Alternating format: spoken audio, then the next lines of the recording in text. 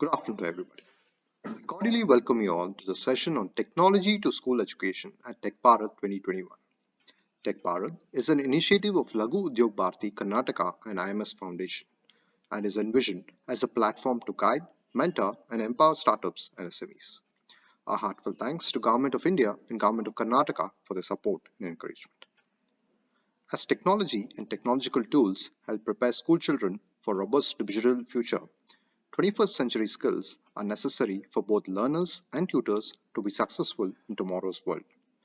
The virtuous use of technology not only motivates the learner, cultivates skills, enhances multisensory approach to elementary education, provides interactive approach to learning, but equally enables the teacher to expand their content levels to suit different learning styles, both in improving the learning experiences and implementing differentiated instructions. It is very obvious for schools to embrace technology as majority of future jobs are entrenched with digital component. To discuss these and further, we have industry leaders with us today. Firstly, I would like to welcome Ms. Ashia Lakshman as a moderator of the session. Ashia is a two-time entrepreneur. She's a juggernaut who has turned around companies with ROI-based marketing and product strategies. She has raised institutional funding and worked on growth strategies for companies in payments, fintech, consumer tech, retail, and entertainment across India, Northern Europe, and Asia Pacific. She leads growth, strategic alliance, and fundraising with Sen. A heartfelt thanks to you, Ms. Ashia, for accepting our invitation, and we cordially welcome you. I would also like to welcome Dr. Trishta Ramurthy, founder, IKEA Schools. She founded IKEA Schools to bring pedagogically sound, research-based learning experiences to India. She spearheads K-12 initiatives under the CMR Group, overseeing CBSE, ICSE, IGCSE, and pre-university institutes with an overall strength of 7,500 students.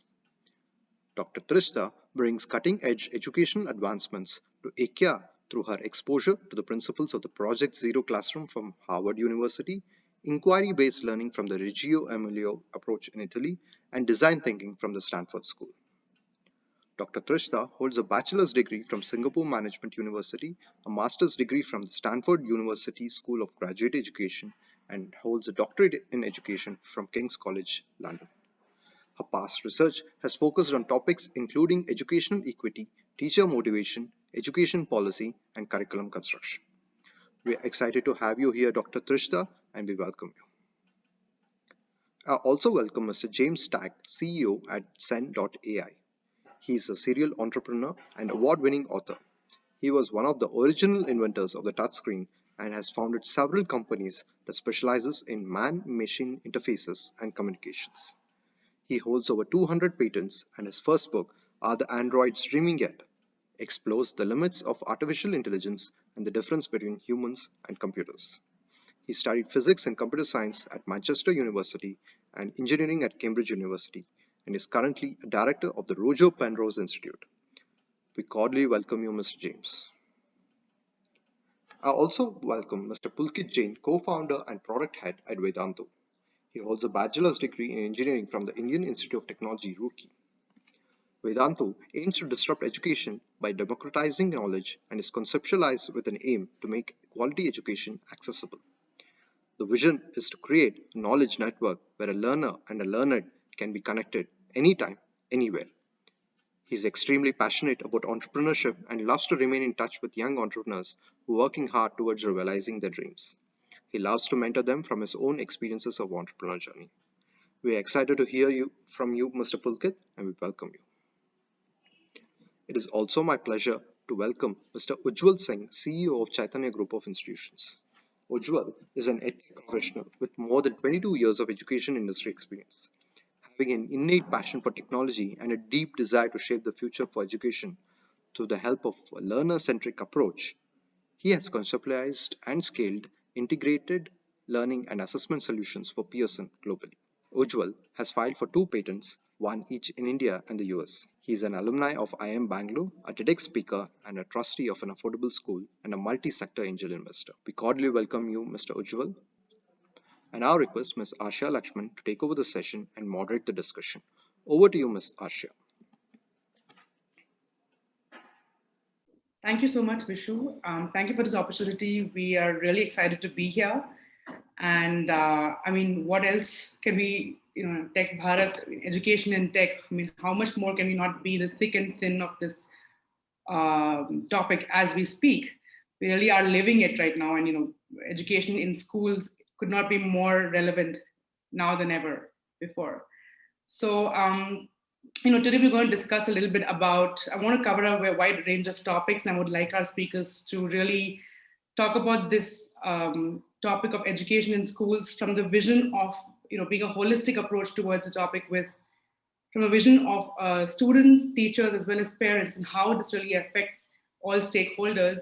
So, what we'll touch upon is a combination of the worldview of how learning through technology has changed, how our view of technology in education has changed because of the pandemic, how India really has adopted it. What is the India context vis-a-vis other countries? How have we adopted it? How ready were we to adopt it? And how the government can actually work with private sectors for real innovation, and is there really learning happening through technology? And of course, what the way forward really can be for us as India, as edtech leaders, and as innovators in the industry. So I welcome all the speakers and I look forward to a really engaging, maybe sometimes a little controversial, but absolutely informative session. So welcome everyone. We'll start off with Trista. I love the work that she's doing with AKIA. I know that one of the things that AKIA talks about is, really immersive education and, using technology for education, very technology-rich experiences in her schools. And I think what I would love to understand, and of course, as Trista speaks, I would love for all speakers to kind of, just jump right in, is what are the challenges, Trista, you felt as the last year has really changed how things have been in terms of technology, in terms of education, and especially in schools? What are the challenges we have faced, and what are the opportunities we have identified in this pandemic by the academia? Sure. Thank you for having me, Asher. And I think the pandemic has actually been a very exciting time for the education sector. And for us, uh, we had to reimagine school and how we would take school online and how do we give students a whole school experience, but virtually. And I think the few challenges we faced was definitely teacher preparedness to shift into a virtual mode of teaching and learning. And I think one of the big questions we had was, is learning really taking place and how does learning look like in this new environment? And the third challenge we faced was, how do we keep the connect with students? We're used to having them in our classrooms and seeing their faces and having them interact with each other and really having that emotional connection. How do we keep that connection going in a virtual setting? And I think the opportunities, however, were incredible. Um, it really opened up parent mindset, teacher mindset, student mindset towards technology in the classroom and what technology can do for learning. It also showed us the resilience that we have as a sector. We think education is full of dinosaurs maybe, but really the way parents, teachers especially, and students have adapted and thrived in a virtual learning environment has been a great opportunity and opens up avenues in the future. And last but not the least, I think the pandemic has allowed parents to enter the classroom and see what the teacher does and the magic that happens in a classroom and the love and the care that teacher gives. And I think the appreciation parents have for the teaching work, I think, has gone up. Yeah, yeah. Ujjwal, what about you? I mean, do you feel? Um, I know that you also do a lot of work, impact work from where you belong in your hometown, and of course, it's a very different situation in tier three versus tier two. We'll get to that. We'll get to the India context. We'll get to the Bharat context. But really, just to start off, to kick off the whole topic, I'd love for all the speakers to kind of kick off the idea of what really for you, did you feel that in this pandemic, this was not expected in terms of technology and education? And this is what we believe was the biggest challenge. And this was really what the biggest opportunity was. Um, so when pandemic started, actually, I was in UK and I was looking at more from a global perspective. So I used to work for Pearson then. And it is not India, but across the globe. I think the challenges of teacher coming over a technology platform and teaching was everyday concern.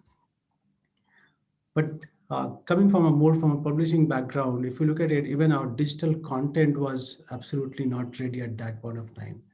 And the digitization of new product models uh, was was absolutely at a very fast pace. In the first 6 8 weeks, most of the students had no books for the next grade, because March April was the time when new grades they were moving to. Physical books were not in consideration, so you needed digital books, you need digital assets and videos and everything else. Preparing Most of the organizations prepared themselves for that environment. Some did it in 4 weeks, some did it in 6 weeks and 8 weeks. And as the time passed, if you look at it, there's a huge development which has happened on the digital content side. I think the whole industry is far more prepared than it was a year back.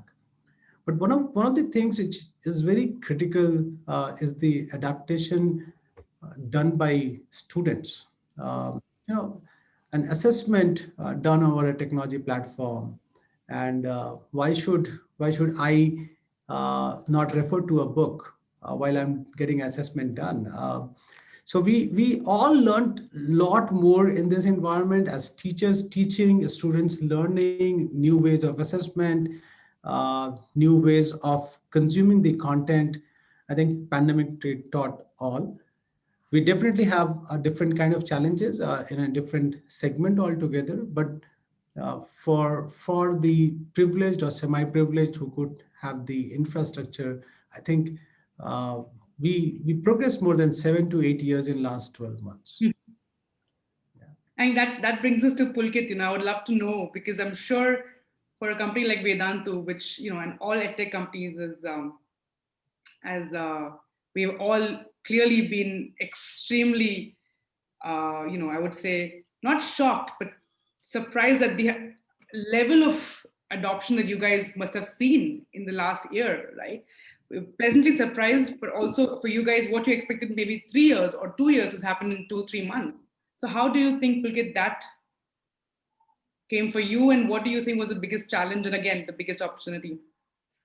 So yes, Arshia. So yes, we rightly said. Probably what would have happened in next 2 years actually happened within 1 year. Uh, Online learning, that too live online learning, was something which we have been pursuing since 2014, and till 2019 and 2020 beginning. It was a very new concept which we had to explain to parents and students that this is how you can learn. And what pandemic did, it suddenly made it mainstream, right? But what we also realized is that online learning on one side definitely solves the problem of accessibility, right? Uh, Linked with it is affordability as well. But we had to work a lot towards thinking towards the efficacy of it, right? So it's not just about taking the content or the teacher to every nook and corner. It's also important to understand, how can we actually make the learning predictable at a massive scale. So biggest challenge for us was to deal with the scale and maintain the efficacy of the learnability and the learning of every child, right? And how to do that. And in the process, we actually learned a lot about the role of technology. We uh, we got the signals of how we can sort of augment the role, or increase the role of every human being thousands of X. For example, one teacher in the traditional classroom used to teach 60 kids. Now, suddenly we are talking about, can this teacher, which is best of the society, because it's online now, and we can get the best of the society to become teacher, who we call as teachers by choice, to teach thousands of kids at the same time. But in doing so, how can we make it personalized as well? So we learned in the process that, for the very first time in human history, with the use of technology and data, we could actually measure and understand what happens inside a teaching learning engagement, which used to be a black box for us humans before. For example, when we used to go to a regular class, when we used to come back home, our mothers used to ask us, so how was the class? And our answers used to be, yeah, it was good, okay, boring. But today got the signals of how we can actually understand how deeply a child was engaged inside the class, how much was the learning outcome, was it going up, going down with a teacher, with different teachers, and so on. And that helped us create the pedagogy, redefine the content and the teacher training process, and the platform itself, to ensure that in some way we can personalize the learning for each child at a big scale, in the process solving their doubts in real time, helping them pull them up. Also, as you know, Trishta and Ujjwal also mentioned, peer learning is very, very important, right? And in this online world, the children feel isolated. So in what way can we create communities online for children to feel connected? And so what I'm yes, though edtech is hot today, it's overhyped, I would say, but I think it is. We have just seen the signals of what can be, and there's a long road ahead of us to make it effective. Uh, uh, very, very, I mean, effective to a point where it is much, much better than what we used to have in the world before, right? So there's a long journey to go there. But I'm really excited because today I can see children from the smallest parts of the country. I know children from Andaman Nicobar Islands. I know children from Baramulla in Kashmir. I know children from Bhutan border who today are able to learn, right, on their mobile devices. I never imagined that could happen at such a level. So very excited. Pulkit, another thing that you focus on also, I think one of the few companies that you guys are in terms of live education, right? It's not just recorded, pre-recorded sessions. One of the things that you guys do is also live lessons, and I think that's what I would like to talk to you and James about personalization at scale. When you say that's, I think when technology really kicks in and really takes it to the next level, right? So I would love for you and James to kind of give me a very quick overview of what you see, because when you're talking about live tutoring or live training and not just pre-recorded sessions on, or or a interesting animated session, it is talking to a real teacher there and there. So how do you think that would, because we all know the possibilities and the population that India has to offer in terms of a young population, that is a learning population, people who need to be educated, who want to be educated. And India is really focused on education in terms of helping one move from a different social status to the next, to earn for the family and to provide and to really help the family move to the next level. Education is very serious and seriously taken in India, right? So from that point of view, bringing that real personalization at scale, Pulkit and James, where do you think technology will play that pivotal role, and what kind of technology would be really the way forward? Do you think, we have so much going on with robotics and AR and VR and tablets and live streaming. So what do you think is really a realistic approach towards technology and education, and not just a moonshot idea? James, would you like to? Yeah, so I mean, I like to think about sort of some of the first principles involved. So the question for me is, what's the bandwidth of reality? So when I physically sit in a classroom, I mean, why on earth do I go to a classroom in the first place, right? Why do we mostly go and have conferences like this in person and physically get together? And that's because when we're together, there's an enormous amount of bandwidth. And the thing that I mean, I learned this from watching a play. So in London, you're able to go to your local cinema and watch a play live, right? And so there's very, very high bandwidth, 4K plus kind of feed from the theatre. I mean, very, very good. What was the big difference? The big difference is the actors wait for all of the members of the audience to stop laughing at their joke before they make the next bit of they talk next, right? They wait. And of course, the experience was entirely live, except for the actors couldn't hear us laugh. So there was this subtle disconnect between the live performance and us that existed. And so, a live session, it's very hard to make a live session really live because you need this very high bandwidth interactivity. And the question for me is, well, why does that matter? Well, it matters because teachers do two things. They talk at you, right? And sometimes but they also listen. They watch their audience, they listen, and they see whether they're getting it, right? And the very, very good teachers can watch a classroom of 400 or 500 students and see which type of students are getting it, which type of students are not getting it, and pace their lecture accordingly. So you have this enormous bidirectional bandwidth. So, just giving a lecture as a video is very different to an interactive session where you've got a back channel where you're actually interacting with your students, even if in a live class, those students have no opportunity to actually kind of put their hand up and say, I don't understand. Obviously, the thing that technology provides you, if you get it right, is every student have access to putting up their hand and say, I don't understand this, right? So that's what that's the problem with live sessions, with going online, is you might become completely disconnected from your audience. And the trick is to see if you can use the technology to make you properly connect with your audience in this bi-directional learning fashion. Right. I completely agree with James. And so if a live class is a one-way traffic, then it's as good as video, and where we have seen through our experiments that children disengage. It needs to be interactive. It needs to be two-directional, where the child feels the child is participating in the class, and the child feels listened to or cared, right? So, and what we have learned over the time is that the technology can actually do very amazing things there.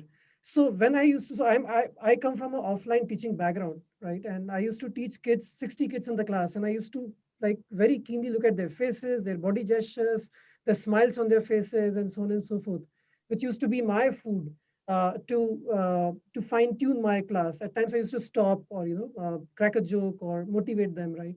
So today we have created the classrooms and the content in such a way which which which is interactive, where the children continuously have to interact with the class, click something, ask something, share something, and all these things through algorithms and technology are now becoming the eyes and ears for the teacher, giving them very deep insights about how the class is behaving. Is the energy going low? Energy going up? Is the understanding going up and down? Are they losing interest? Is it becoming monotonous? And which helps teacher fine tune the class. And on the other side, the technology is now getting evolved to personalize the learning for each kid. For example, we today know that if a teacher nudges a child in real time, that, hey, Arshia, what are you doing?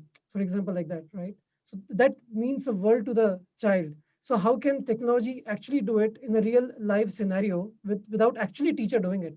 Is because the system now knows a lot about the child. So this is where the technology is going, and I think it will actually make it much more predictable than subjective what it used to be in the usual world, right? I used to feel that I'm taking care of each and every child, but probably I was not. But technology is always predictable because it's mathematical, it's precise. And I think that brings me very nicely to my next question that I had in mind, was, can we really leverage technology to measure outcome, make assessment more scientific and data centered? How effective the real learning and engagement is? As Ujjwal mentioned yesterday to me over a very friendly conversation about how Kunal from Cred mentioned that, edtech companies, and no offense meant, Pulkit, but I hope none taken. But how edtech companies are like fair and lovely, they have a lot of promises, but they don't really work in terms of technology and education. They're very good to make business, and it's great for monetization, and it's the next big boom. But how effective is the actual learning that we talk about? Not just, yes, the textbook learning of the Indian educational system. Maybe that should also be a topic we should touch about in terms of how that should change. We'll come to that. But how effective is the learning? Can we leverage technology to measure outcome, make assessment more scientific and data centered? And can we then say that, yes, the learning actually is way deeper? And I would love for all the panelists on this to actually give their thoughts on this. We can start with Ujjwal. Yeah. I keep talking about this. I feel very envious of medical science. Um, and why so? Because early 19th century, they came up with report. And with a drop of blood, they can tell everything about a human body. Yeah. And we in education, spent good enough years. We in education take so many assessments and so many tests. Still, we know so little about uh, the learner, and which we keep talking about it. Pulkit and James touched upon how data can help us to know the learner much better. We are very new in this field.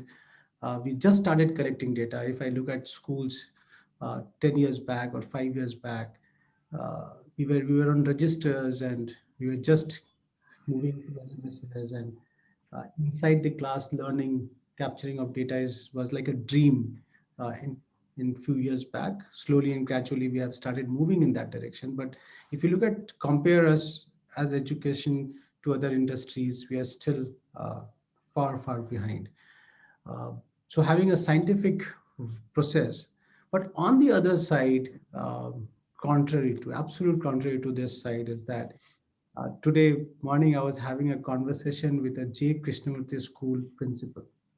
You understand the value schools, and J. Krishnamurti is like a very different philosophy of teaching, and their thought process is so much on the touch and feel and understanding the learner in a very different way altogether.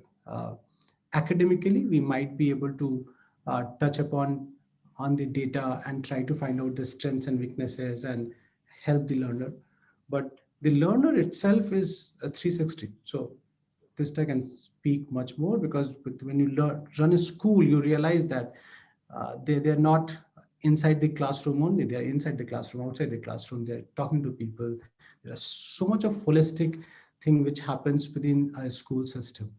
But uh, aspirationally, I think people who are working in education and technology together should aspire, saying that wish we could have one test where we can help the learner, not us as companies, but the learner become a little more intelligent about himself. The way medical science gives us a blood report, we can give a report to the learner, which can make him a little more aware about himself.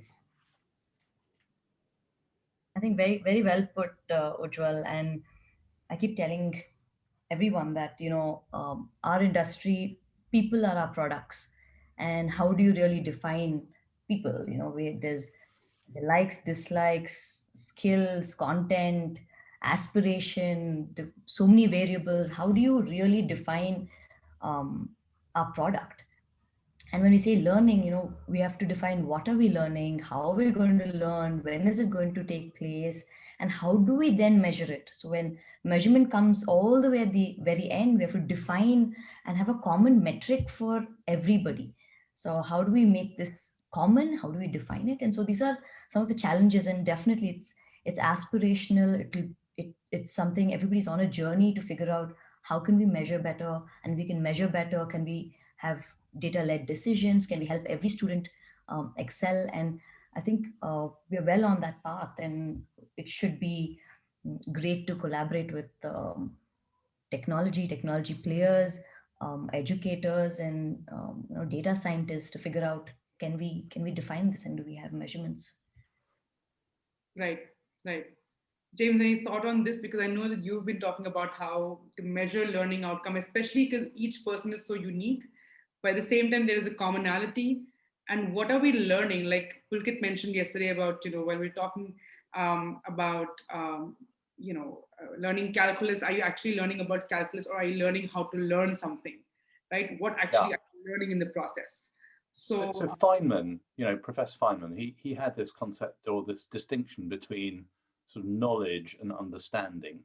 So you could, and the danger, and so this has always been the danger with educational testing, which is it's easier for me to set an exam that just says how many planets are there in the solar system, and you say 8 or 9, depending on your point of view, how old you are. And you get a tick box and so on. But trying to determine whether a student understands what a planet is and how a solar system works is quite a tricky problem. Now, that's always been a problem in all forms of education. The danger with technological education is, it's a fundamentally digital system, and the easy thing to program is a set of questions that you just put a number in and you tick the box and you answer them. So I think the challenge for technology in education is to not go down the route of just sort of rote answers to questions and try and piece out whether someone understands something. Now, it's not impossible. In fact, technology is very good at it. You think that all of the games that we play incessantly, actually, I don't play games incessantly at the moment, but you know, people play a lot of computer games, a lot of fun. Those are all interactive, you know, real-time situations where you have to collaborate and understand what's going on in order to win them in general. Then don't tend to be question and answer processes. So we have to make sure that we do something that's sort of interactive and understanding based, as opposed to something that's just, you know, do you know these facts based? Right. Pulkit, do you have any? Yeah, so as we were discussing, Arsha, yesterday, that, I have limited understanding of life, but I've seen lots of my students who I taught like 10 years back, 12 years back, and I've been tracking their lives. I've tracked my own life, the people around me in my company. What I've seen is, there is hardly any correlation between what children learn academically as subjects and what they do in their lives, right? And now we very well know that the world is changing so fast, right? That factual information and the skills today, what they learn in their colleges or the schools at times is don't hold any relevance. But probably what matters is that are we creating the learners? Are we creating the students or the children who can learn or unlearn very fast, right? Who are unbiased in their approach? Uh, are we teaching them emotional strength and intelligence, right? What I've seen is the majority people are sad or not happy in their lives, not because of, their academic or their ability to do something, but because of they are not able to, tackle emotions, right? Or failures or pressures. So are we really teaching our kids these? And on the other side, are we even, do we have a way to measure it and hence, systematically enhance these attributes of personalities and attitude in a child? No, we don't, right? So I think it's high time we start thinking about it. So learning outcome measurement probably should not be only about, seeing the delta and the marks of the students in the respective subjects, but do we really, does our report card for a child have, how much a child has improved in his learnability, how much a child is now able to, collaborate better, is this child able to, take pressure in a positive way, right? And so on and so forth. These are real world challenges, right? These are actually the real world challenges one would face with working in a I think all company. of us grown-ups, we know today that this is what we require in life to Yeah. do whatever that we are doing today, Yeah. right? Yeah. Because what we learned in college, I don't even remember what I learned in college. Absolutely. And I think before I jump on to the next part of my session where I want to talk about with you guys about India, and that I think I'd love to spend more time on in terms of the Bharat, the context, and I know that Ujjwal had a lot of things to say about that and vis-a-vis other countries. Very quickly, I would like to first spend the next couple of minutes on innovation. Really, where have you all, and actually it doesn't have to be a couple of minutes, we can spend a little longer, but where have you seen the real innovation in education? There are some things that are nice to have, some must have, some are here to stay, some are here just because of the pandemic, right? Like many people feel like, yes, we're definitely going back to going as offline as we can go, and it's, online is not going to be forever, or some say it's going to be a hybrid, or maybe it's not just about online teaching, but maybe immersive VR, or maybe it is digital humans teaching, or maybe it is robotics. I would love to have all, each one of you kind of tell me with your experience what you have seen, and I'm sure you've assessed a few companies and startups and partners and alliances.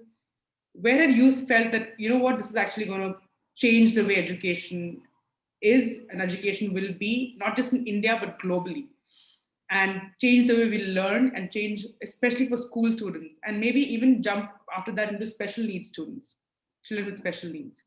So we can start with Ujjwal, if you would love to kind of just give me your thoughts, and then we'll just go take a round around the table with that. Thank you. Um, so I'm going to look at some of the behavioral changes first, and then maybe say some of the things which I've seen globally. Um, So if you see one of the behavioral changes, and you would see a lot happening in India now, but behavioral changes happen is that from learning, we learners become seekers. And so let's define it like this, that don't come and tell me, I will ask you. And then ask became doubt clearance, and then you know the whole story across the industry, what is happening on the doubt clearance. But why? And I think Chegg started the journey much ahead of most of the other people globally. Uh, but I had the opportunity to meet the founding team of a company called Photomath. Very interesting, and we did some work. They are called WhatsApp of education. 50 million learners globally use Photomath. They're the highest, used product in the global market. 17, 18 guys based out of Bay Area run this company. Very, very valued. If you see, they started this journey to say that I want to make math simple for people. You ask me a question, I'll help you. I'll give you 2 steps, allow you to do yourself. If you don't understand, I'll do the third step. And then we tied up with them, and I thought maybe in India nobody will use it. So I came to a school in Hyderabad, and I said, we're trying to do photo math. So one student got up and said, yeah, I know about it. I said, how many in this class know? And the 40 student class, 16 hand raised. I said, maybe I'm underestimating students. So I think they that part saying that I'm going to ask rather than you come and teach me. One of the things which I believe in, that no child wants to learn what we want to teach them, but they want to learn what they want to learn. So it is the underestimation saying that they don't want to learn. They want to learn. Every child wants to learn, but they have their own way and they want to learn what they want to learn. That's the one behavioral change. And then I saw many companies around that market, which is changing the way doubt clearance is growing across. I think I did a lot of work on English language learning. And if you see Duolingo or Quizlet, they're the two global companies. Uh, I met the Quizlet founders of some time back. Amazing experience of how I don't know English and how I learned English, and then how I relate to the learner problem and try to say, is there one way of learning English? Not that everybody, again, 35, 40 million users globally, an amazing experience of the founder's journey. These are the two things which stand out for me to say that uh, you don't need extraordinary uh, journeys. Relate to your own problems, find how you did it, and can you replicate that so that the problem statement is easy. Uh, but I think I've seen hundreds of small innovations, and a lot of them will stay. They're not going to go back because as easy as some, I was in a classroom some time back, and it's in Microsoft technology, a QR code based formative assessment checking. So the teacher can just scan the phone like one swipe, and then all the students have their own QR code. I think all this time that was the, if you remember, at least I grew up in a schooling system where the teacher will ask a question, some students will raise the hand, some will be asked to answer, and the data got lost, who was right, who was wrong, how do I improve the class. But I think technology is going to go inside schools and classrooms. Technology is also going to enable learners as I want to learn kind of on behavior. These are the two things which I think is going to stay back. Nice. Right.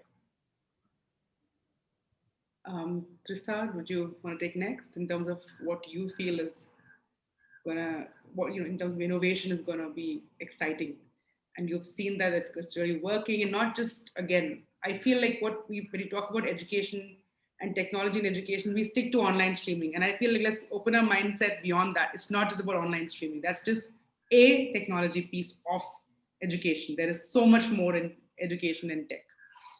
So just that, yeah. I think the simplest tools are the most successful ones in the classroom, especially because teachers are dealing with so many tools, one for math, one for science, and one for social science, and one for English. And they just have to, they're really technology enablers, as I see it. I think for us, what's worked is definitely a learning management system, which we did not prioritize, and it did not, um, you know, see it as being as critical as it has become, and I think will always remain this important. We There's a platform called Schoology. I think it has about 30-40 million students on it. Um, Implemented in 2 weeks, rolled out. Teachers love it. Teachers can create self-paced courses for their students. They can assess students, have rubrics, and give out tests and little quizzes and collect their data back. And I think any tool that is able to make teachers work easy, I think that so an LMS that's really focused around teachers usability and simplicity, I think really I see that being really successful. um, Collaborative tools have worked, and I think most tech companies use all of these tools. It's secondary, but in schools, using something like a Slack was very unique, and this broke the barriers between different schools, and science teachers across different schools are working together, and social science teachers were working together. And how do we then build a professional practice in a network? I think tools like that hopefully will allow teachers from different schools to collaborate and build on each other's practice. And I think that's very exciting to do. Teacher credentialing and teachers being able to be learners, and a system for helping teachers be better in their classrooms. I think um, platforms like that, and being, I know there are multiple like Coursera, and all of these guys are doing tons of courses, but especially for teachers, because there's such an intensive, human intensive practice that teachers have, and it's a coaching platform to be able to support teachers and say, hey, we time-stamped you, and in minute 10 you did this, you said this, and this is how you could improve it. We saw students behave like this. So teacher credentialing and teacher coaching platform, I think is another way forward to really raise the bar on what happens in the classrooms. It's exciting, and I'm sure James has more to say in terms of what's going to happen in the classroom, and how we're going to get humans, different robotic and AI, VR. So I'm looking forward to what James has to say in our classrooms. Yeah, so am I. Well, Yes. so yeah. Well, the interesting thing is, where is technology going? So I remember a long time ago, there was a debate about Sony PlayStation, right? And the question was, at what generation of Sony PlayStation are they able to simulate reality to an extent that you can't tell the difference? And they reckon that with Sony PlayStation 7. So Sony PlayStation 5 is coming out at the moment, and it's pretty close to simulating reality indistinguishably. So you now have platforms where you can simulate the world with an incredibly high fidelity, which means you can generate educational experiences where someone goes into the world, whether they do that with a screen or with a VR headset, which is very cool but kind of quite complicated to put on at the moment. But you can go into a world where you can simulate reality really well, and you can interact with reality. So rather than, for example, sitting in front of a whiteboard watching someone draw a little picture of a rocket and the parabolic path it follows, and try to understand the maths, you could actually play with a starship, right, and actually interact with with what appears to be real physical objects, and set them on their path and watch them explode in all the high resolution. So the question is, how does the education experience change when you can actually simulate reality and re-simulate reality, and let kids and of course adults interact with that and play around with it and see what happens? So I think that's the big change that we're getting coming up now. Technologically, it's hard because getting a teacher to go up and draw a picture of a rocket on a whiteboard is a relatively straightforward piece of technology. Building an interactive experience today is a vastly expensive thing and takes years to build these sort of sophisticated computer games that are out there. But that's the big technology that's sort of that's coming towards us that we could use in education. Right. Because do you want to add to that? Do you have any thoughts on this?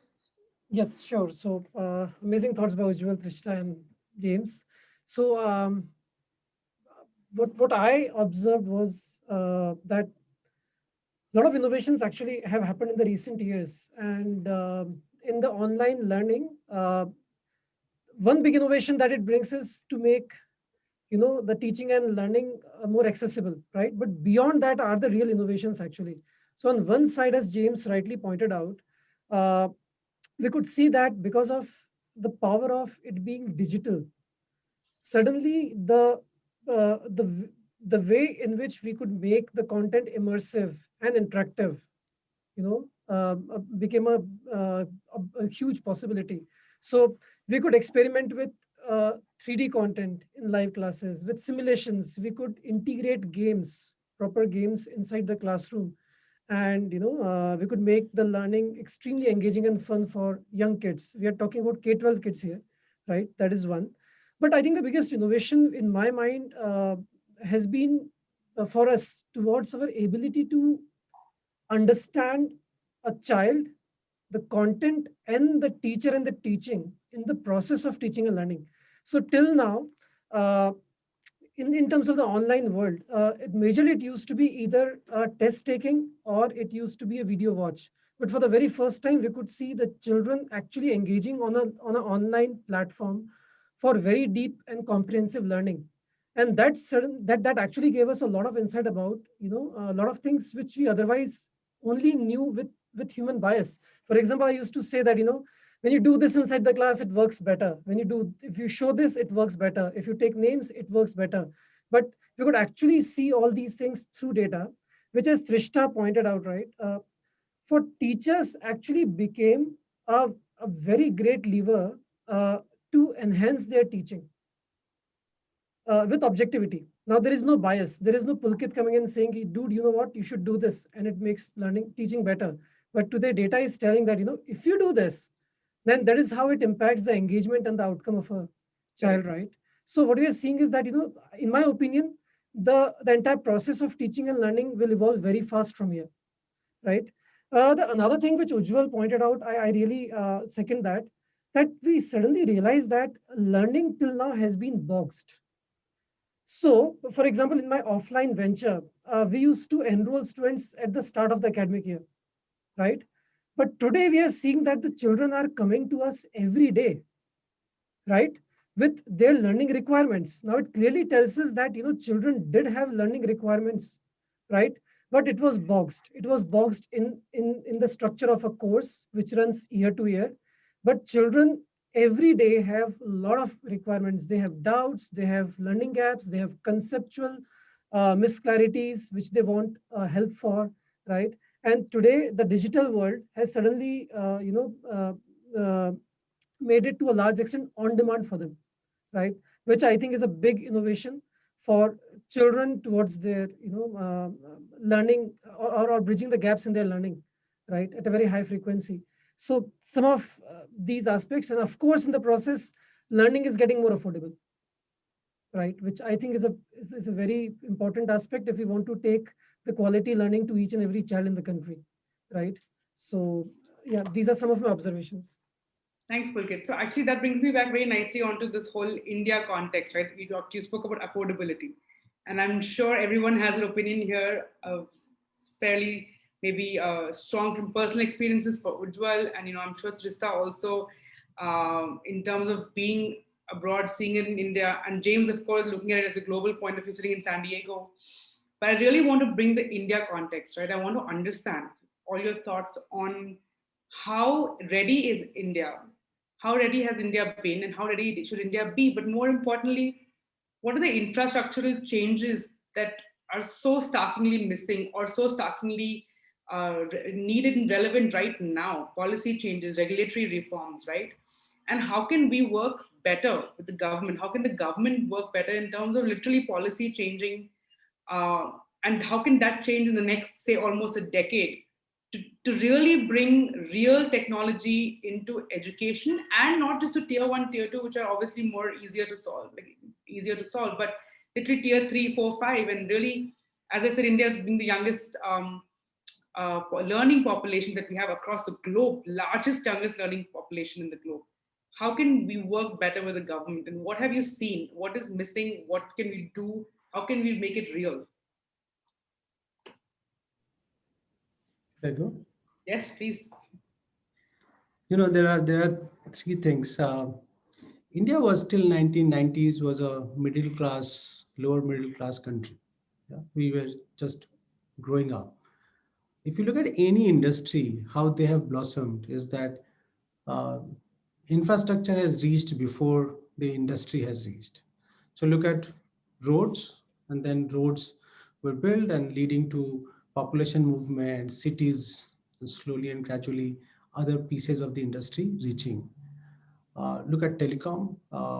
There's a report in early 90s saying that India is not a good market for telecom. Today the world looks at, and I don't want to name the big four, but yeah, there's a report.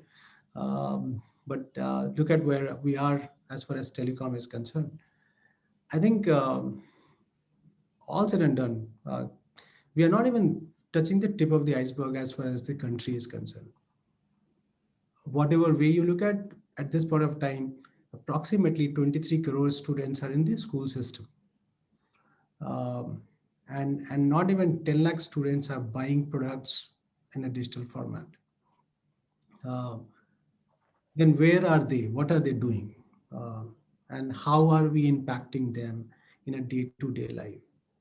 I come from a family. We run a school in the rural part of India, near Varanasi.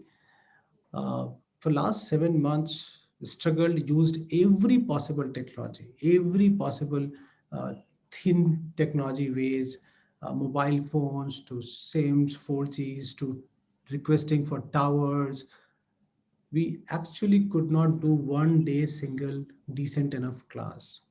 And finally, we resorted to saying that we'll record the teacher on the phone, put it on a WhatsApp, and then send it to students through WhatsApp group. And then students can ask questions. That's the best education we could do for the rural children.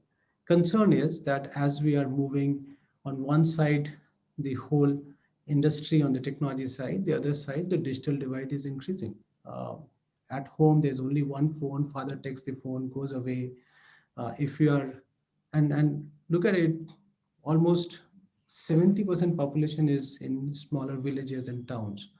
And we are struggling there for infrastructure. So earnest request through this medium is to say that make internet available to every village. India has 6 lakh villages, a lakh plus panchayats. If we can take a real opportunity here to say that, can we have 1 lakh panchayats connected first, and then 6 lakhs villages connected in the second round? That will be a great initiative by Government of India, because then not only education, but then you have the whole ecosystem thriving on it, whether it is land records or anything and everything for for education to definitely be the most beneficial. I also think once electricity and internet is available to smaller cities and towns and villages, uh, the devices will make a lot of difference. And I've friends who are working with large scale implementation partners have days of discussion to say that, can we have a television in the panchayat house where children can come and access. I know government took that initiative during COVID times, and they used to run classes grade wise on NCRT books and a specific time. But can we have televisions in panchayat halls, and then we can connect those, and then we can do some training and learning from them. So there's lot to be done if we want learners across the country to be uh, inducted, included in this whole journey of edtech. We have to think inclusive. We have to find a way to reach out to those students. Anyway, there's a huge dropout after grade 5 and much more bigger dropout after grade 9 or 10 and 11. So the interest in education drops. But if this happens for a longer period of time, uh, if the schools are closed for say year, and still the primary schools are not open, children are out of the schooling system for such a long time, there's no real education is happening for them. uh, how do we ensure that somehow we become more inclusive than exclusive? Yeah, I think there are some really solid points out there. Some obviously questions, some requests, and hopefully some turn into real policy changes. Just I would love for you to take this next, and then Pulkit, and then James. I think my focus really would be non-tech related, and I do want to go back to teachers. Pulkit mentioned very early on saying teachers by choice. And why do we even have to talk about that? Because teachers have to be by choice. And why are they not coming in by choice? And what's happening to our teacher fraternity? And why are the best not entering the teaching profession? And I love that Vedantu and Pulkit is wearing a shirt that says master teacher. I mean, that's great, and we should be having, and we should be looking at teachers as doing something fabulous in the classroom, and we don't have the best entering our classrooms, right? So I think we have to look at teacher certification in the country.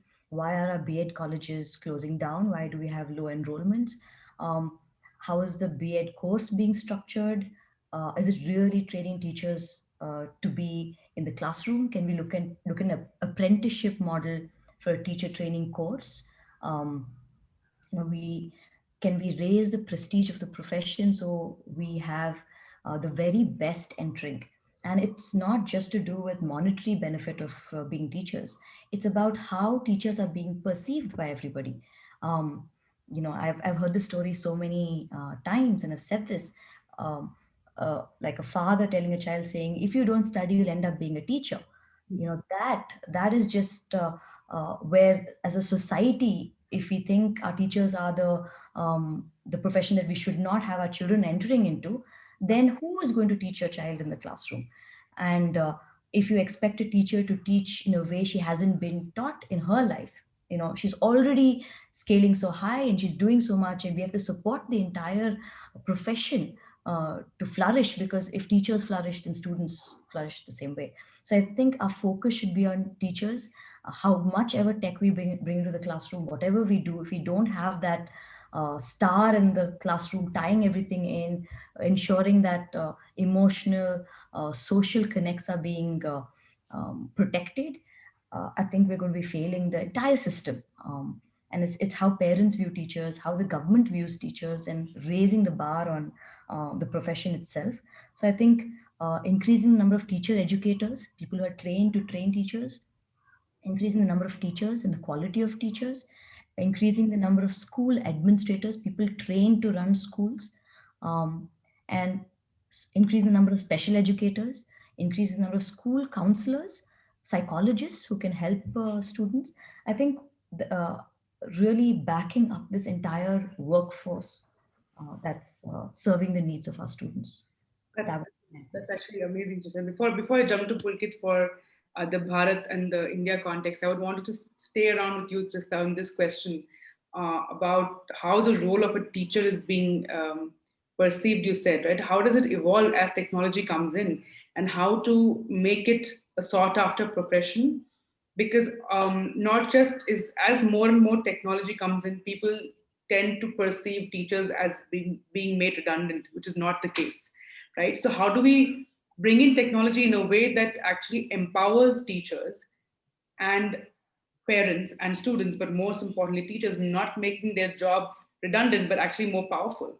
So I'd love if you have any thoughts on that to help us understand how technology can actually be, because very often there are people who become teachers also are people who probably not very queued up with technology. And how do we change that? How do we teach them what new age technology really is, right? So I think it's a very important point. I love your thoughts on this as well. I think it really, really starts with the teacher herself.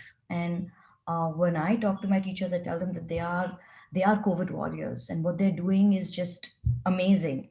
And the response we're seeing from parents is that they're appreciating teachers. They're suddenly inside the classroom. They're seeing them handle kids in a remote manner. And I think really teachers understanding that what I do is special, and having that confidence and saying, I will grow every day, I will learn every day, I will take every technology platform, I'll figure it out, I'll do it. And I think somehow teachers have that mindset. They are innovators. They do not know what their day looks like when they started, because they're dealing with kids. So teachers are innovators by the design. Their DNA is that way. So teachers are scared of change, but at the same time, when you ask them to do it, when they see it's for the benefit of the student, they will do it. And I've seen that. And parents are really appreciative of this. And if we were to support teachers, and if parents support and praise their teachers and tell them that we are with you, and we know how hard this is, and we know that you're doing for the best of our child, i think I think teachers will just fly. And it's how teachers think about themselves, and how the people that they deal with, kids love them, but I think parents have to step forward and say, we're there with you. And there's also a call for then, therefore, technology, when you say technology in education for school, really bringing technology for teachers, right? Not just for students. Yes. And having that platform for teachers to learn technology, to become comfortable with technology, to see them as not a threat, but a help and resource, and really making them smarter with technology in terms of not smarter in their topic, but really smarter in the way they deal with the educational system, really, But right? it is a challenge, and it's unfair to expect teachers to adapt things very easily. It's unfair to expect anybody to. And the famous quote that says, if a doctor and a dentist and a lawyer had 30 students, 30 patients to deal with for 9 months of the year, each with a different need, then they would understand the challenges of a teacher.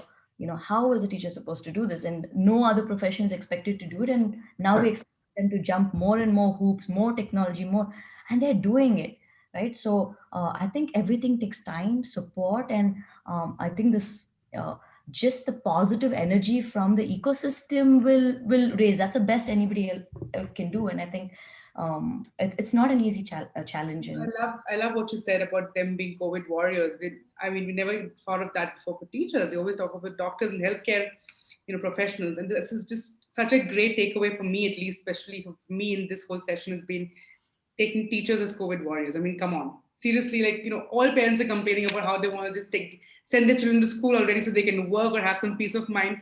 And they go to these Zoom classes and the teachers are sitting there with, tens and tens of students, and, that, that time, and they have to just kind of mute students, unmute them, listen to them. They're all screaming, and that whole chaos. Parents aren't able to handle two children or one children at home.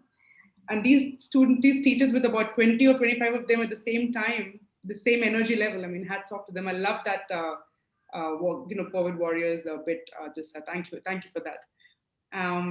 Jumping over to you, Pulkit, for the same India context, I would love to understand what you think in terms of, like I said, structural policy reform, government and private working together, especially as Vedantu, right? Like, how could you work better with the government? What are your expectations?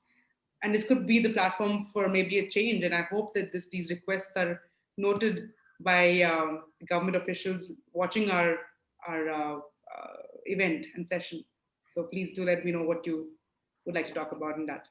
So yeah, I'll build from where Trishta talked about. So really loved Trishta's thoughts, and thanks for boosting the morals of all the teachers. I'm being one of them, so really love it.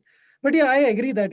So I remember when I became a teacher, and I use the word by choice very very fondly. So when I became a teacher in very small places like Patiala and Bhatinda, I was scared of telling my parents. For the 6 months, we decided that somehow the information should not leak to our parents, that we became teachers by leaving our jobs, right? नहीं तो mummy क्या बोलेगी? What will my mother and parents say? कि, "Oh, these guys have gone mad," right? So, and I used to ask, eventually I used to ask parents in lots of sessions that, how many of you really want your children to be taught by best of the society? All the hands would go up. Then they used to ask the second question. So how many of you will be okay if your children become teachers, and everybody used to be like, what? No, no, no, not my child, right? So Trishta rightly pointed out that this country needs amazing teachers, and Ujjwal talked about the Krishnamurti Foundation. I went there, and they very fondly talk about train the trainer to change the world. So it's very important. But the problem here is, and that's where I will try to build my point between how the private organizations and the government can come together. The problem in this country, which I've felt, is that children in the smallest of the places have huge need of being provided the right education, but the one best of the society doesn't become teacher. So Ujjwal and Trishna talked about it. How can government intervene there? Make the pay scales of teachers much better, and so on and so forth. But still, the best of the society at times, they just don't go to these smallest places. So probably the government can take help from lots of private bodies like Vedantu, you know, where we have access to best of the society and the technology. How can we create a system where, using the technology and the teachers that we have or we can train, can we take education to these small places? So we have done few experiments with NGOs in remote parts of Assam and, Uttarakhand, where, through some NGOs, luckily we had some villages where they had good internet connectivity, and we took up some of their classrooms and connected them with a very low cost TV, and our classes could happen there with a teacher there working as a moderator. It's a very nascent system, but I see potential if we invest together in doing something where uh, uh, the private players can help with the technology, with teachers, with teacher training, and government, which controls the infrastructure and the institutions, can come together to provide education to these smallest of the places where children don't have devices also, right? We talk about children learning on mobile. These kids don't have mobiles. They can't afford mobiles, right? So this is one area, and government needs to understand probably that there are so many driven youngsters today, as entrepreneurs, as organizations, as private bodies, who are who are so driven to bring about a change in India. So we have huge, we have tremendous amount of brain working towards making learning better, more accessible. So can government work with them to channelize all this intent, all this energy, all this brain, right? And use the infra which they control and the institutions which they control, right? To take education to the masses, because that's what technology should do, right? It should take education beyond our tier one, tier two cities. And I think that's what I believe that, where these companies and government can join hands to use technology, to use teachers, to use content, and a lot of innovations happening in different areas to come together and make a difference. Thanks, Pulkit. And like you said, increasing salaries, compensation, maybe even making teaching as compulsory post graduation or post school for everyone in India. I think that would be like you have a 1 year teaching program that you have to do once you graduate from school. You have to teach for 1 year and to see how it is. And then, Yeah, of that course, will be actually wonderful. Like a lot of countries have compulsory military. yes, So that's a great thought, actually. And actually, when you become a teacher yourself, you learn so much yourself about your own self, about your perspectives about life. So it's actually very great thought. I mean, I really like it. like something like a compulsory military program, you have a compulsory teaching program, maybe government could make that a 1 year program that you have to be a teacher across the country. I think that's a great idea, but I would love to see that into implementation. But coming from San Diego, sitting out of there right now at 1 in the morning, James, for you, you've been obviously doing a lot of research around educational systems across China, India, the US, Japan, and obviously the UK. And you've also been working with companies in India, and you've built your startup in the UK, which is a unicorn. So I would love to know what you think about the educational population, the system, government, and how technology can really help, and how can government and again private sectors work together in what areas? Okay. Let me think. So, yes, 1 o'clock in the morning. The nature of work going forward. Why do we teach? Why do we educate? We usually educate people in order to for that they could go and do something, right? Most commonly, we educate them so that they could join the workforce and use a skill. So TrueFone, which I started, which is a London-based company, actually had more than half its, well, actually 70% of its employees weren't in London. So our New Jersey office was actually part of NJIT, New Jersey Institute of Technology. And NJIT is a 75% Indian school. So most of the students who come there are doing a kind of master's in technology coming straight from India. So we had, you know, basically 10 students turn up every year from India. So we got a real look at what is, what is generated at the other end of the Indian education system and came in. So everyone is super smart. Everyone knows lots and lots of facts. The thing that we found that they needed, they were used to a lot of structure, right? And we were used to immense amounts of structure, right? So they would come in and we'd say, here's a problem, you're just going to sort it out, right? And they would just go, how do we do that? I said, well, there's a computer, there's the internet, go work it out. And that was something that was quite a shock to them. Now, interestingly, of course, every teacher in the world has just gone through that disruption, right? There's the internet. You need to teach all your students remotely. This is a crisis. So unfortunately, we have no structure for doing this. Go work it out. So every teacher has just gone through this new way of learning, which is, I'm terribly sorry, but there is no books and no manuals and no pre-existing experience and so on. You've just got to do it. But from my experience with the Indian education system, that was the biggest thing that we had to teach the students when they came out of school, which is just go work it out. So I do know how to build experiences a little bit like that because I did do it. But I think that that's one of the big things that needs to be generated. And it is what we experience in the world today. I mean, most people now, their working life is disruptions, right? You do a job for a period of time and then someone comes up with an AI algorithm that now does that thing for you. And you've got to learn a new thing. You've now suddenly got to be an AI manager, running an AI system rather than the person who, for example, takes loan applications and goes through them and crosses them and ticks them and so on. A machine now does that. Now you've got to manage the machine and you've got to manage people. Maybe you can now process 100,000 loans a week when you were processing 50 before because it all become automated. So it's this processing of disruption and learning new skills on the fly that is, I think, the future of where we need to be educating people, because all of the intellectual manual labor that we do now is being automated away and changed very rapidly. So the good news is all our teachers just went through learning how to cope with a massive disruption.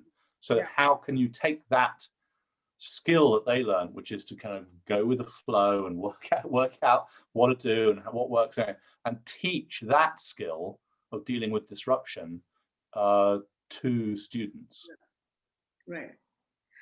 And I think that brings me to one of the, I think, last couple of questions. I think we only have 15 minutes left.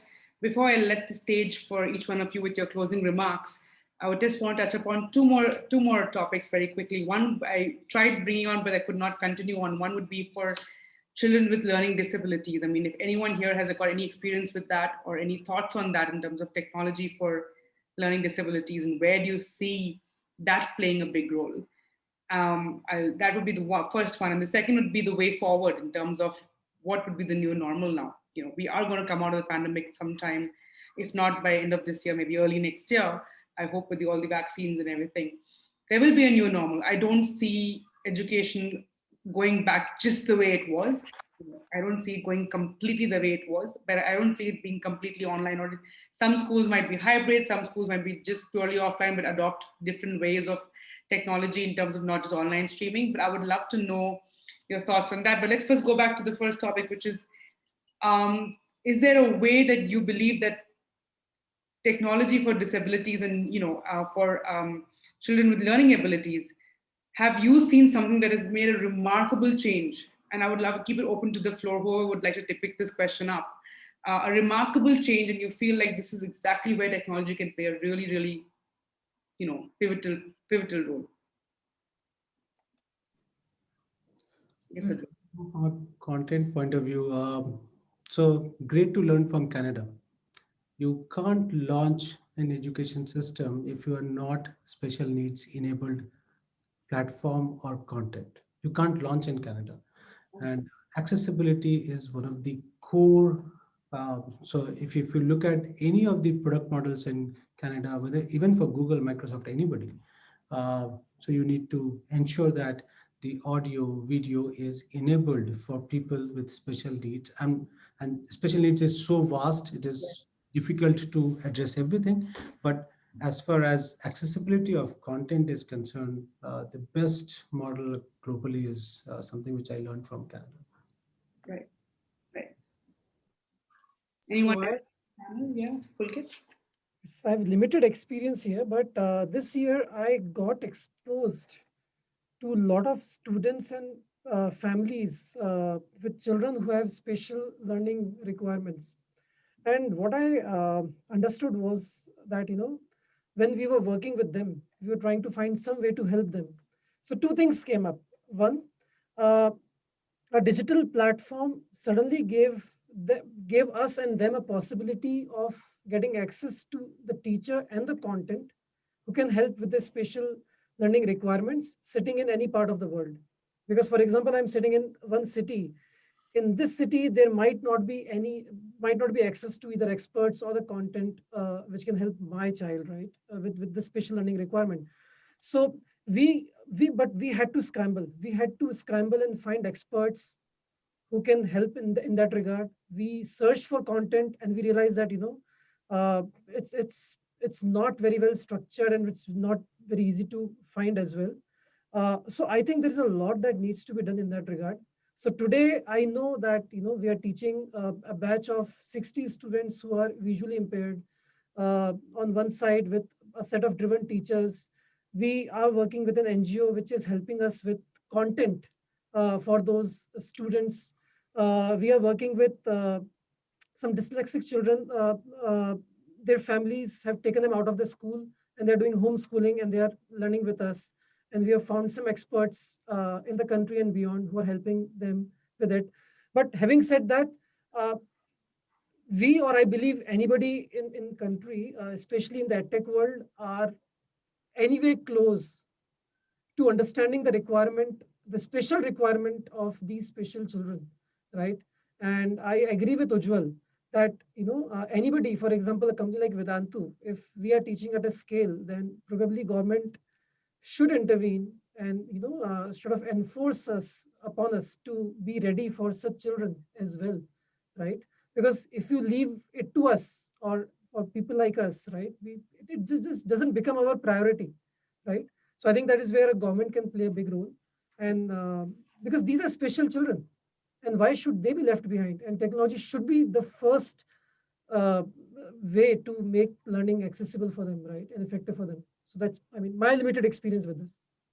That's a great way to, again, have a policy change, right? In terms of government forcing us to implement basic learning abilities for the special children, right? So, yes, Trista and James. I was going to say I've got very little experience with special needs, and then I was sort of thinking about it when you were talking and thinking, well, other than I'm chronically dyslexic and I had special needs education as a child for dyslexia, and I mean I'm still very, very dyslexic, so I misspell approximately 1 in 8 words when I'm typing and so on. So so the interesting thing, as you said, is special needs are very specific, right? They're very customized to the person. So my dyslexia is very specific, and I need certain things to deal with it and and remove it as a problem. And other people who have dyslexia have different problems. very, very specific kind of thing. So my comprehension's good, my spelling is atrocious, my verbal skills are good. You know, I have some of the advantages that, you know, in terms of innovation and invention that are associated with dyslexia. So, you know, you have this sort of thing. So the nice thing about technology is it allows for mass customization. You know, you look in the accessibility part of my computer, and there are hundreds of settings, right? Hundreds of settings that you can use.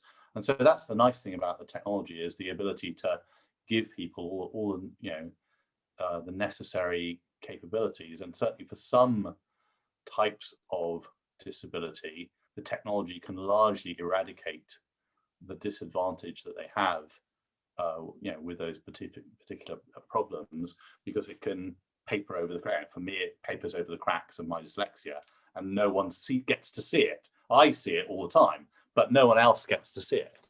So that's a real, you know, a real advantage. And so for all the kids out there who have dyslexia, you can, it's an overcomable thing, although you will experience it continuously in irritation for your whole life. But you know, it's something you can get through and to some extent use to your advantage. You can get through and discover the touch screen and the eSIM and the first web call, and be right. You should not see your disability as something that is going to prevent you achieving things in life. It's just going to be a bit annoying and a bit harder than other people who don't have it. But it shouldn't, with technology, it shouldn't mean that you can't get where you want to get, right? The most important thing is, you know, these emotional qualities of resilience, you know, being able to bounce back, determination, deciding what you want to do, getting up in the morning and having some great idea and following it through.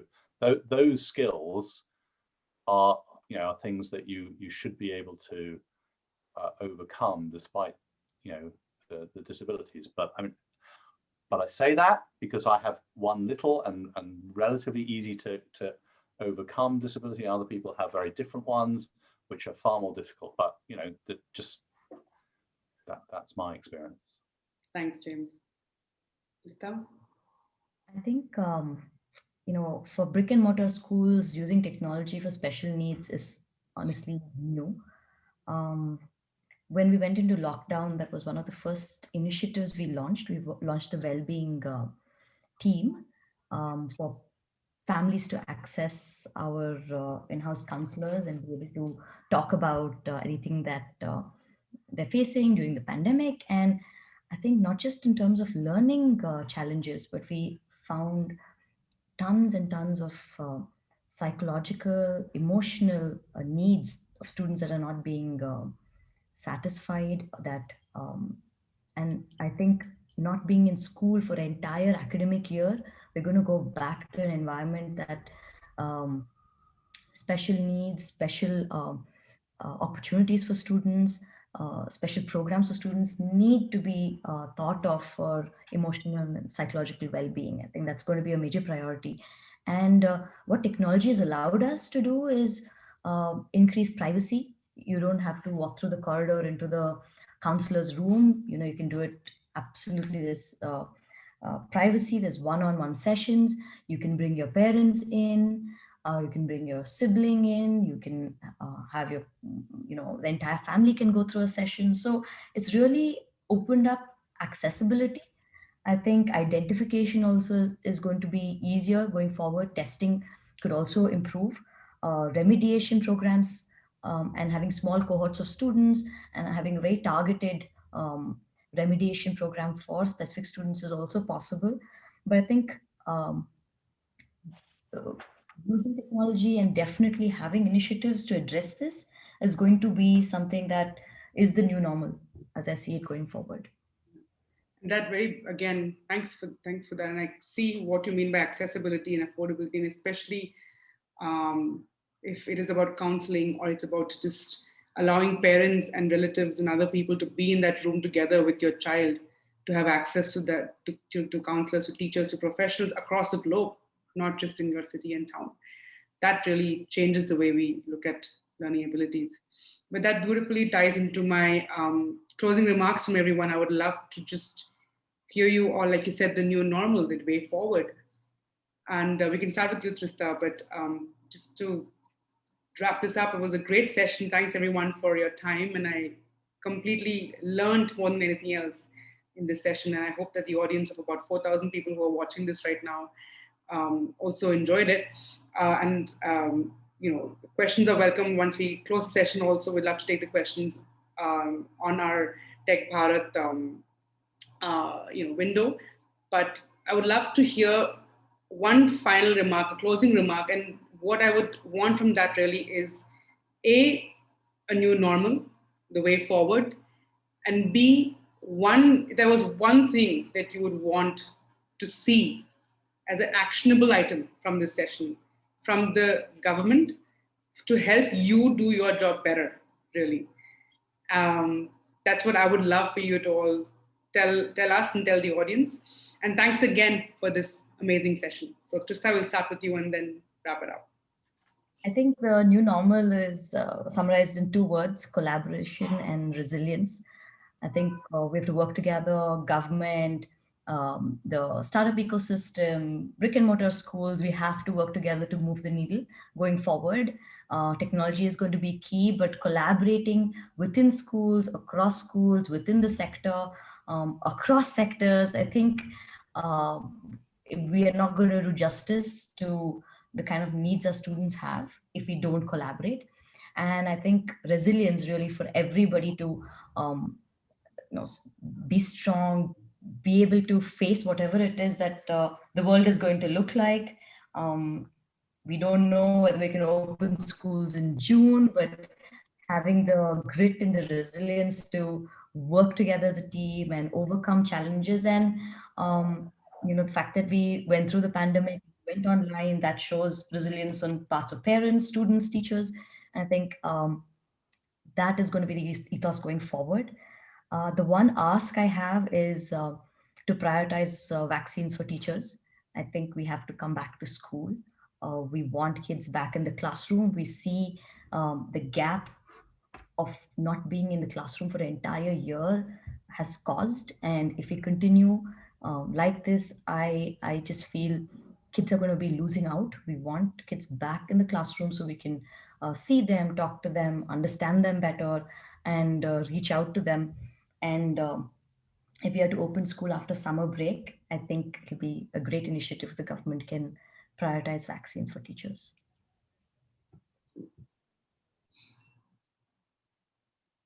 James, would you like to go next? Yeah, sure. Well, I mean, there's a lot of technology out there, right?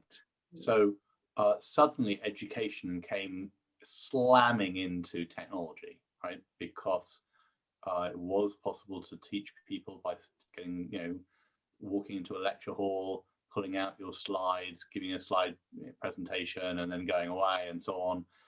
And suddenly that went away. And so people had to discover technologies. And luckily there was a lot of technology out there, scaled with infrastructure, obviously not, some of the problems with infrastructure in bits of the world. So I think we should go and take a hard look at all the technology out there that could be used and helpful for education, and see what, with a little bit more patience and thought and so on, what we could use it for. Perfect. Thanks, James. Pulkit? Yeah, it's been a wonderful learning session for me. Amazing thoughts and views. So my final thoughts are that the world has always moved towards higher efficiency, and I think what the technology is showing us increasingly and in an accelerated way during the pandemic is that yes, there is this new medium and way of imparting education to the students far and beyond, right? Uh, but I think all of us should think it as a big opportunity and responsibility. And now is the time to work deep. It's not superficial. I always believe that to bring about a fundamental change in the way the things have been happening, it will require tremendous amount of deep work with a lot of intent, with a lot of passion, with a lot of perseverance and patience as well, right? So especially for the edtech and all the youngsters out there who are thinking about starting up in education or doing it, I think we need to go beyond the hype, and we need to do a lot of deep and hard work with a lot of patience and give lots of years of our lives to it to see, a fundamental change coming up. So that's a thought that I want to leave a lot of youngsters with. And for the government, I think I would request a lot of openness in terms of embracing, these young minds who are working with a lot of intent and passion, and build a lot of, as Ujjwal rightly pointed out, please keep building infrastructure for, because that's something that we can't do. We can ride on that to impart education, but government can push the infrastructure build up. And please let us as a country start celebrating teachers as heroes, which Krishna pointed out. I mean, teachers are the real heroes. They make the next generation, they build the next generation the right way as humans, as the humans we want them to become, right? So let's celebrate them and do whatever it takes to get the best of us to become teachers, right? So these are some of my thoughts. Thanks, Pulkit. Okay. Two thoughts. As some time back, I felt school meant for a lot of people an AC classroom and a swimming pool and a fantastic infrastructure. But the teaching learning actually happens between the teacher and the learner. Uh, Infrastructure is just an enabler inside the school system. I wish and pray that technology remains an enabler in helping the teaching and learning process. Teachers and students or the learners are the central to the whole education system, and their value should remain like that. Everything else should help and facilitate in the teaching learning process. And my last thought is to parents and not to the government, is that when I have met parents, and when they come, this question which I request them to change is that, what did the teacher teach you, is the average question from a parent to the child. I'm requesting them, saying that, can you change the question and say, what did you learn today? Chances that you might get little better answers, because you're not evaluating the teacher, you're evaluating, saying that what the learning happened inside the classroom. I think there are two thoughts which can help going forward the teaching learning process far better. Thank you so much, Ujjwal, and thanks to Tech Bharat for organizing this. It's definitely been one of my more, I would say, of course, a lot of fun and interesting, and but definitely educating, and leaving me with a lot of thoughts and actionable items. So thank you so much for this opportunity, Tech Bharat. Over to you, Vishu, if you're still around. I'm not sure how the Zoom webinars work. Thank you, Arshia. Yeah. Thank you. I'm there. I'm still there. I think it was a very interesting discussion. So yeah, I was tuned. At the outset, a heartfelt thanks to all the panelists for taking time out from your busy schedule and being part of this panel discussion. I think some very intense deliberations. And I would like to leave the audience with this underlying point of this discussion. Teachers should be the focus, and that technology should act as tools and aids to improve the teaching learning process. And the hero of the classroom should be the teacher alone. With that thought, I thank everyone for being part of this session. And on behalf of everyone at TechBharat and the audience, I thank the panelists and wish you the very best in all your endeavors. Thank you. Good day. Thank you. Thank you. Thank you.